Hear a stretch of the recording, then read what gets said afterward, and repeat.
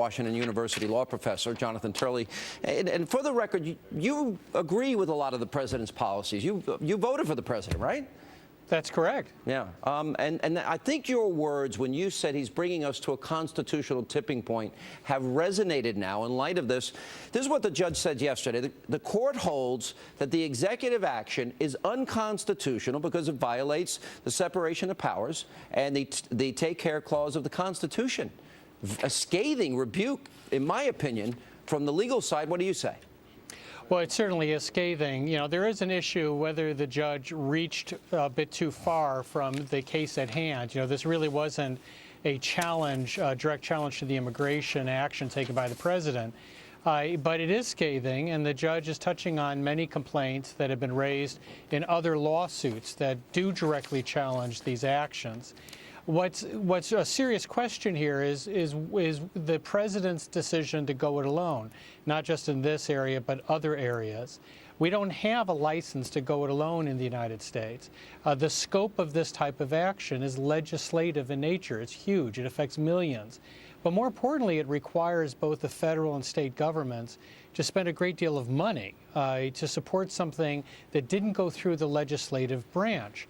And what people miss, and I think what this judge is trying to establish, is that that process of legislation is the very touchstone of our system. It's what brings stability to our system.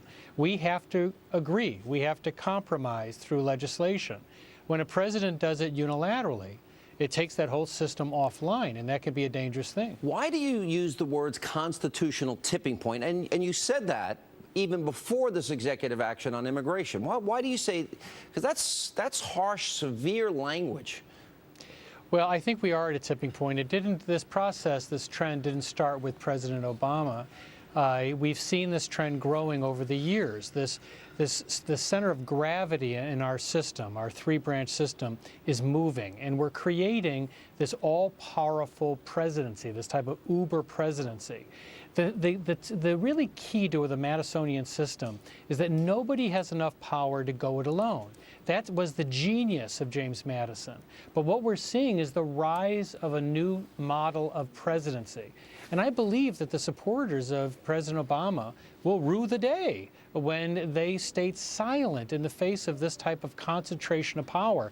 This is the very danger that the Constitution was designed to prevent, the concentration of power in one person's hands or one branch. Yeah, you know, my mother used to always warn me, you'll rue the day, so I haven't heard that in a while. What recourse does the Republican Party have? I know John Boehner brought you in on a lawsuit. What would you advise those that want to keep this balance, the separation of powers? What recourse do they have? Well, there are a number of things that can be done, but the most direct happen to be challenges that are popping up around the country, not just the House lawsuit, but in a variety of different areas. The important thing is for people to understand that what we're seeing is a change in our system. This is very serious. It is nothing to do with President Obama's policies.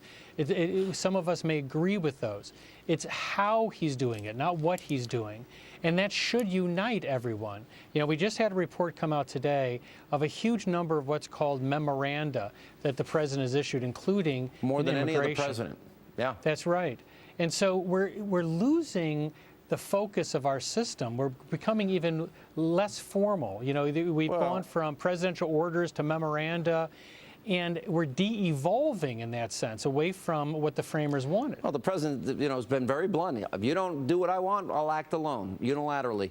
The legislative branch has the power of the purse. I don't think they have used it wisely to this point, but with the new majority, they should be able to use that, in my opinion, to stop a lot of what the president wants to do. Agree, disagree? Well, they can, but you know, this president has shown there's limits to the power of the purse. You know, many of the changes that he ordered in areas like health care were ordered by him unilaterally. He did not get appropriations or approval.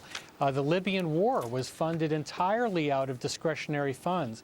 And so the power of the purse has its own limits in light of this emerging new presidency that we're seeing. That's what makes this so dangerous. We're dealing with what is becoming a different type of system. And what the framers believed the separation of powers would accomplish was to protect liberty. You know, it wasn't there to protect the three branches. It was there to protect individual liberty from the concentration of power. And that's what we're seeing, Sean. All right, Jonathon Turley, George Washington University law professor, thank you for being with us. Thank you.